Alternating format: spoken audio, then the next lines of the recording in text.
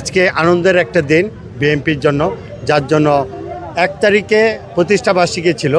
কেন্দ্র ঘোষিত প্রোগ্রাম হলো আমাদের 3 তারিখ জেলা এবং উপজেলায়, যার জন্য আজকে আমরা এই প্রতিষ্ঠাবার্ষিকী পালন করেছি আনন্দের সাথে।